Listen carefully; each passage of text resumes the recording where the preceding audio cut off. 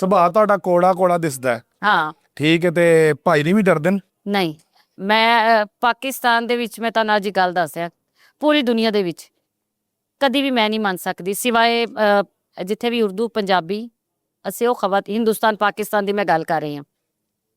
ਅਸੀਂ ਖਵਾਤੀਨ ਕਿੰਨੀਆਂ ਵੀ ਦਲੇਰ ਹੋ ਜਾਈਏ, ਕਿੰਨੀਆਂ ਵੀ ਬਹਾਦਰ ਹੋ ਜਾਈਏ, ਕਿੰਨੀਆਂ ਵੱਡੀ ਪੋਸਟ 'ਤੇ ਵੀ ਚਲੇ ਜਾਈਏ, ਲੇਕਿਨ ਅਸੀਂ ਆਪਣੇ ਖਾਵਾਂ ਦੀ ਹਮੇਸ਼ਾ ਇੱਜ਼ਤ ਕਰਾਂਗੇ ਔਰ ਹਮੇਸ਼ਾ ਫੀਲ ਉਹਨੂੰ ਇਹੀ ਕਰਾਵਾਂਗੇ ਕਿਸੇ ਤੇਰੇ ਕੋਲ ਡਰਨੇ ਫੀਲ ਕਰਾਂਗੇ, ਡਰਦੇ ਆ ਨਹੀਂ। ਆਫ ਕੋਰਸ ਤੁਹਾਨੂੰ ਆਪਣੇ ਜਿਹਨੂੰ ਤੇ ਆਪਣੇ ਘਰ ਦੇ ਨਾਲ ਪਿਆਰ ਏ, ਘਰ ਕੋਈ ਵੀ ਨਹੀਂ ਔਰਤ ਚਾਹੁੰਦੀ ਕਿ ਉਹਦਾ ਘਰ ਟੁੱਟੇ। ਪਤਾ ਨਹੀਂ ਕੌਣ ਖਵਾਤੀਨ ਨੇ, ਮੈਂ ਤੇ ਹਰ ਉਸ ਔਰਤ ਦੇ ਖਿਲਾਫ ਆ ਜਿਹੜੀ ਤਲਾਕ ਨੂੰ ਪ੍ਰਮੋਟ ਕਰਦੀ ਏ, ਮੈਂ ਹਰ ਉਸ ਔਰਤ ਦੇ ਖਿਲਾਫ ਆ ਜਿਹੜੀ ਕਹਿੰਦੀ ਕਿ ਮੇਰੀ ਉਸਕੇ ਸਾਥ ਨਹੀਂ ਬਣੀ।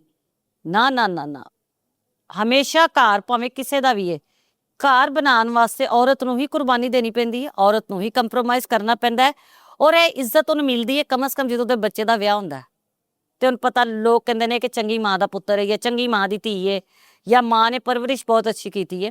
ਔਰਤ ਇੱਕ ਕੁਰਬਾਨੀ ਦਾ ਦੂਸਰਾ ਨਾਂ ਹੈ। ਭਾਵੇਂ ਕੋਈ ਵੀ ਵਰਕਿੰਗ ਵੂਮੈਨ ਨੇ, ਉਹ ਸੋਸ਼ਲ ਮੀਡੀਆ ਦੇ ਵਿੱਚ ਕੋਈ ਵੀ ਕੰਮ ਕਰ ਰਹੀ ਹੈ ਜਾਂ ਕੋਈ ਸਿਆਸਤਦਾਨ ਹੈ ਜਾਂ ਪੁਲਿਸ ਵਿੱਚ ਡਾਕਟਰ ਹੈ, ਔਰਤ ਨੂੰ ਕੁਰਬਾਨੀ ਹੀ ਦੇਣੀ ਪੈਣੀ ਹੈ। ਇਹ ਵੇਖ ਲੈਣਾ, ਤੁਹਾਨੂੰ ਪਤਾ ਲੱਗ ਜਾਏਗਾ।